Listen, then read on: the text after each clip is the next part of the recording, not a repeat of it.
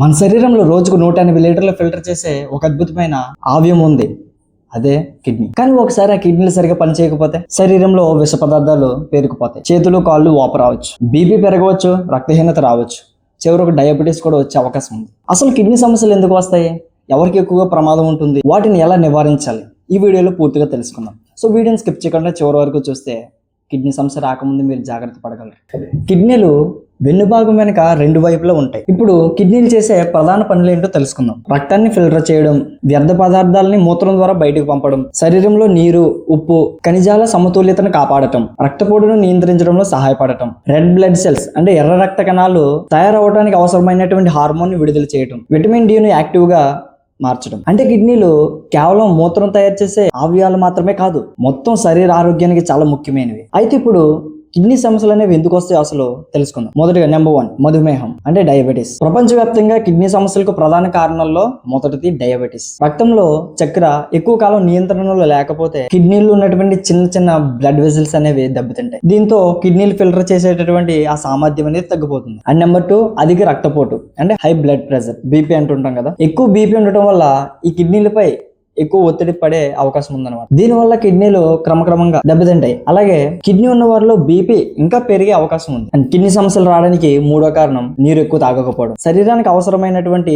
నీరు తాగకపోతే ఏమవుతుంది, మనకు వచ్చేటటువంటి మూత్రం గాఢంగా మారుతుంది. ఇందువల్లే చాలా మందికి కిడ్నీ స్టోన్స్ అనేవి ఏర్పడుతూ ఉంటాయి. అయితే కేవలం నీరు తక్కువగా తాగడం వల్ల మాత్రమే కిడ్నీ సమస్యలు అన్నింటికి ప్రాబ్లం కాదు. అండ్ అలానే నెంబర్ 4 వచ్చేసి ఎక్కువ ఉప్పు తీసుకోవడం. అంటే ఫుడ్ ద్వారా మనం చాలా సాల్ట్ అనేది తీసుకుంటుంటాం కదా, దీనివల్ల కూడా వచ్చే అవకాశం ఉంది. రోజు అధిక ఉప్పు తీసుకోవడం వల్ల మన రక్తపోటు కూడా పెరిగే అవకాశం ఉంది. దీర్ఘకాలంలో ఇది మన కిడ్నీలపై ప్రభావం చూపుతుంది. నెంబర్ 5 నొప్పి మందులను ఎక్కువగా వాడటం. కొన్ని నొప్పి నివారణ మందులు వైద్యుల సలహా లేకుండా తరచుగా వాడుతూ ఉంటే, ముఖ్యంగా కిడ్నీ సమస్యలు ఉన్న వారిలో ఆ కిడ్నీ సమస్య ఇంకా పెరిగే అవకాశం ఉంది. అండ్ అలానే నెంబర్ 6 ధూమపానం మరియు మద్యం సేవించడం. ధూమపానం అనేది బ్లడ్ వెజల్స్ ను దెబ్బతీసి కిడ్నీలకు అందవలసినటువంటి రక్త ప్రసరణ తగ్గిస్తుంది. మద్యం సేవించడం కూడా పరోక్షంగా బీపీ, డిహైడ్రేషన్ వంటి సమస్యల ద్వారా ప్రభావం చూపవచ్చు. అండ్ అలానే నెంబర్ 7 కిడ్నీ ఇన్ఫెక్షన్లు లేదా రాళ్ళు. పునరావృతమయ్యే మూత్రనాళ ఇన్ఫెక్షన్లు లేదా పెద్ద కిడ్నీ రాళ్ళు చికిత్స లేకుండా ఉంటే కిడ్నీకి నష్టం కలిగించవచ్చు. అందులో నెంబర్ 8 జన్యుపరమైన కారణాలు కావచ్చు. కొన్ని కుటుంబాల్లో వారసత్వంగా వస్తుంటాయి. వాళ్ళు ముందున్నటువంటి వారికి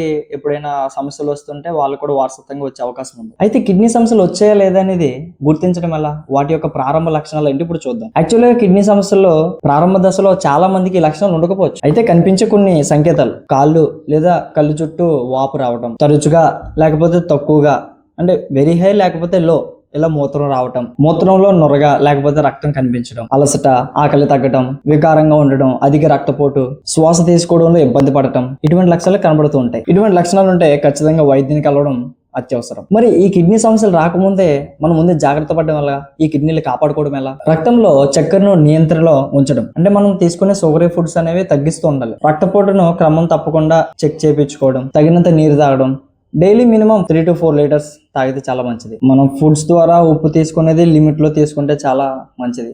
అలానే ధూమపానం మానేయడం, ఒకవేళ ఇన్ కేస్ అలవాటు ఉంటే క్రమం తప్పకుండా వ్యాయామం చేయడం, what ever it may be it is, అది ఏ ఎక్సర్సైజ్ అయినా అవ్వచ్చు, జిమ్కి వెళ్ళడం అయినా అవ్వచ్చు, రన్నింగ్ చేయడమా, ఏదైనా ఒక ఫిజికల్ యాక్టివిటీ అనేది మనం డైలీ లైఫ్లో పెట్టుకుంటే మన బాడీ పార్ట్స్ అనేవి కొంచెం యాక్టివ్గా ఉంటాయి, ఆరోగ్యంగా ఉంటాయి.